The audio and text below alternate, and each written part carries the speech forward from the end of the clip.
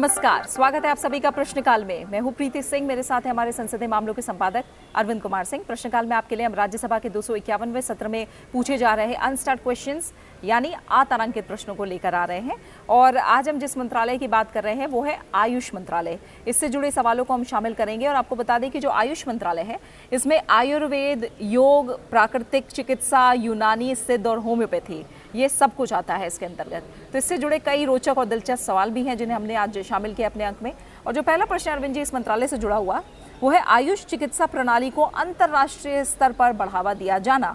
ये ए विजय कुमार जी ने प्रश्न पूछा है, बताइए क्या उत्तर मिला। ये सवाल जो विजय कुमार जी ने पूछा है कि क्या ये सही है कि अंतर्राष्ट्रीय स्वास्थ्य निकायों द्वारा आयुष चिकित्सा प्रणाली को नहीं अपनाया गया है, और उसका विवरण मांगा है। और ये भी पूछा है कि विदेशों में आयुष चिकित्सा प्रणाली को प्रचलित करने के लिए सरकार की ओर से क्या प्रयास किए जा रहे हैं। इसका जो जवाब दिया है श्रीपाद येसो नाइक, जो कि आयुष राज्य मंत्री हैं स्वतंत्र प्रभार, उन्होंने कहा कि नई अधिकांश देश जो है आयुष चिकित्सा पद्धति को मान्यता प्रदान कर चुके हैं। Ayurveda Nepal, Bangladesh, Pakistan, Sri Lanka, UAE, Colombia, Malaysia, Switzerland, दक्षिण अफ्रीका समेत कई ऐसे देश हैं जिसमें मान्य है। और जो यूरोपियन यूनियन है उसके 5 देश हैं जिनमें रोमानिया, हंगरी, लतीविया, सर्बिया और स्लोवेनिया। इनमें जो आयुर्वेदिक उपचार है वो रेगुलेटेड है, बाकायदा विनियमित है। यूनानी जो पद्धति है वो बांग्लादेश में, और सिद्ध पद्धति बांग्लादेश, श्रीलंका जो हमारा पड़ोसी है वहाँ मान्य है। और उन्होंने कुछ और जानकारियाँ भी दी, जैसे अभी तक आयुष मंत्रालय ने जो पारंपरिक चिकित्सा और होम्योपैथिक के क्षेत्र में सहयोग के लिए 22 देशों के साथ समझौता ज्ञापन या एमओयू पर साइन किया है, और कई अन्य प्रयास किए गए हैं।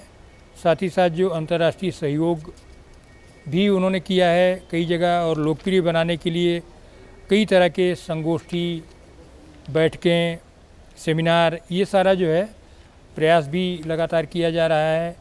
कई मेले भी हैं, अंतर्राष्ट्रीय प्रदर्शनियाँ, और इस तरह की जो आयुष चिकित्सा पद्धति है उनके बारे में जागरूकता के प्रसार करने के लिए दुनिया के कई देशों में इस तरह की व्यवस्थाएं इन्होंने की है। और वित्तीय सहायता देने का प्रोविज़न भी है।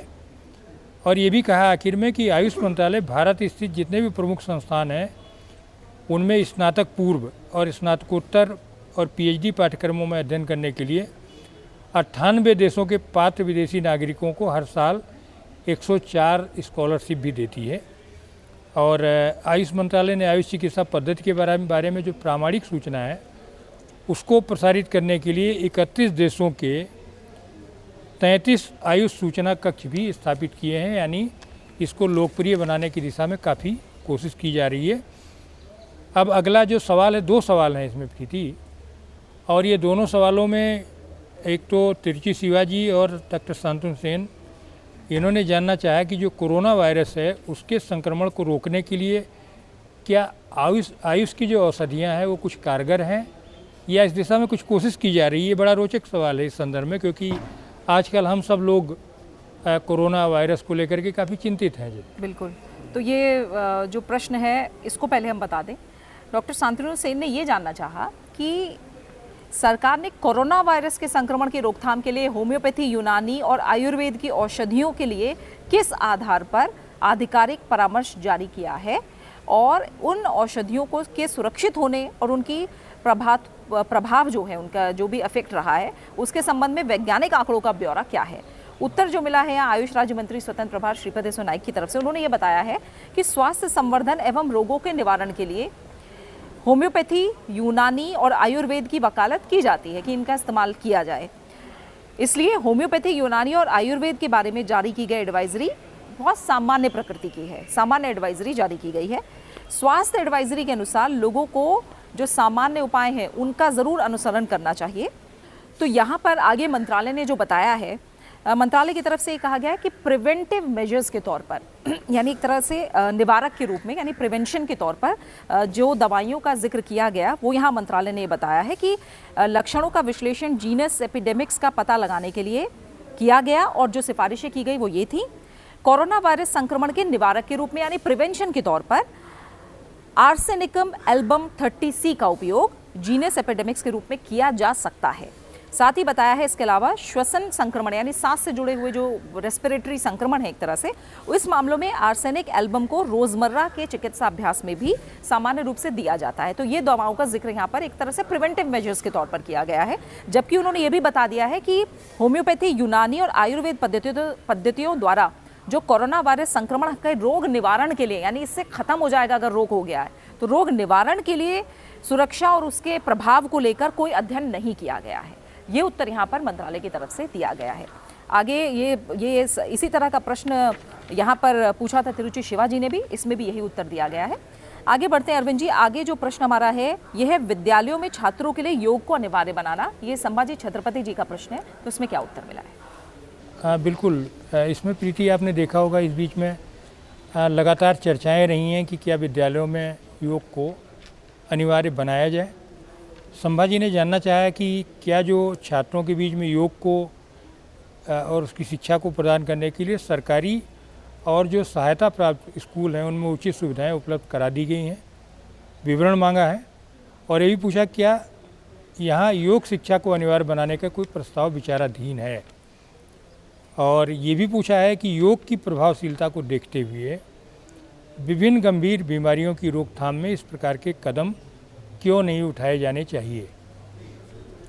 जवाब दिया है श्रीपाद येसो नाइक साहब ने, जो कि आयुष राज्य मंत्री हैं स्वतंत्र प्रभार। उन्होंने कहा कि जो शिक्षा जो है वो समवर्ती सूची का विषय है और अधिकतर जो स्कूल हैं वो राज्य सरकारों के कार्यक्षेत्र में आते हैं। इस लिहाज से ये विषय जो है राज्य सरकार पर निर्भर करता है कि वो छात्रों को उपयुक्त योग शिक्षा प्रदान करें। आयुष मंत्रालय जो अपने ऑटोनोमस बॉडीज़ हैं उसमें ख़ास तौर पर मोरारजी देसाई राष्ट्रीय योग संस्थान, उसके माध्यम से जो HRD मिनिस्ट्री से संबंधित जो विद्यालय हैं उनमें पढ़ने वाले छात्रों और विद्यालयी शिक्षा से जुड़ी हुई दूसरी एजेंसियों को यथासंभव आवश्यक योग शिक्षण के लिए जो एक तरह से टेक्निकल असिस्टेंस है वो देते हैं। और योग को विद्यालयों में अनिवार्य बनाने की सरकार की कोई योजना नहीं है, ये बात इन्होंने कही है।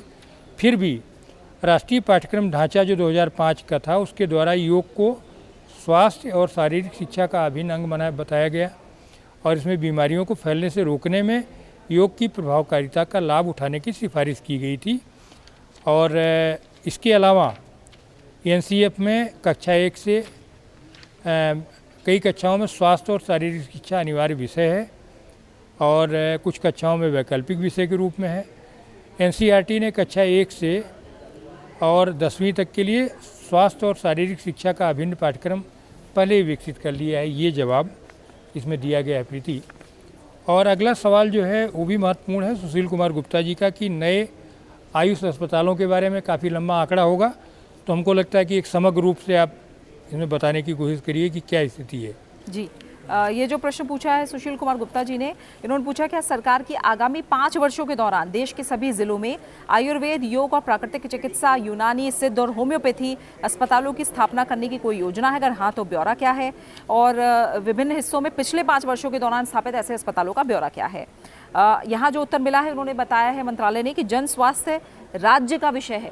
तो राज्य का विषय होने के कारण आने वाले 5 वर्षों में सभी जिलों में आयुर्वेद, योग और प्राकृतिक चिकित्सा, यूनानी, सिद्ध और होम्योपैथी अस्पतालों की स्थापना करना जो भी संबंधित राज्य हैं या फिर संघ राज्य क्षेत्र हैं उनके कार्य क्षेत्र में आता है कि आने वाले 5 सालों में क्या करना है। हालांकि राष्ट्रीय आयुष मिशन, जिसे NAM कहा जाता है, इसकी केंद्रीय प्रायोजित स्कीम के अधीन 50 बिस्तर तक के एकीकृत आयुष अस्पताल की स्थापना के प्रावधान हैं और राज्य या फिर संघ राज्य क्षेत्र सरकारें राष्ट्रीय आयुष मिशन दिशा निर्देशों के अनुसार अपनी राज्य वार्षिक कार्य योजनाओं के माध्यम से प्रस्ताव पेश करके वित्तीय सहायता मंत्रालय से प्राप्त कर सकती है। इसके अतिरिक्त आयुष मंत्रालय ने राज्य वार्षिक कार्य योजनाओं के माध्यम से जो राज्य हैं उन सरकारों से प्राप्त प्रस्तावों के अनुसार जो पिछले 5 वर्ष हैं उसके दौरान राष्ट्रीय आयुष मिशन के अंतर्गत 50 बिस्तर तक के 85 एकीकृत आयुष अस्पतालों का अनुमोदन किया है। और ये 85 कुल बिस्तर 85 अस्पताल बताए हैं एकीकृत आयुष अस्पताल जिनका अनुमोदन यहाँ पर किया गया है। तो कुल संख्या ये 50 है। इसमें अलग अलग अगर हम देखें तो हम देख रहे हैं मध्य प्रदेश में 5 ऐसे अस्पताल हैं, जम्मू कश्मीर में 4 हैं, इसके अलावा राजस्थान में 5 हैं, नागालैंड में 3 हैं। तो कुल मिलाकर अगर हम देखें तो ये पिछले 5 वर्षों में 85 एकीकृत आयुष अस्पतालों का अनुमोदन किया गया है। ये उत्तर यहाँ पर मंत्रालय की तरफ से मिला है।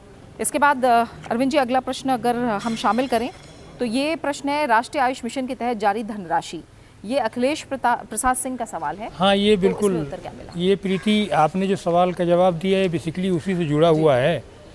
और ये जो मिशन है ये पूरे देश में काम कर रहा है और इसमें चूँकि अखिलेश प्रसाद जी ने बिहार के बारे में स्पेसिफिक पूछा था और बाकी देश के बारे में तो पूरा विवरण दिया गया जैसे कि उसमें दिया गया था।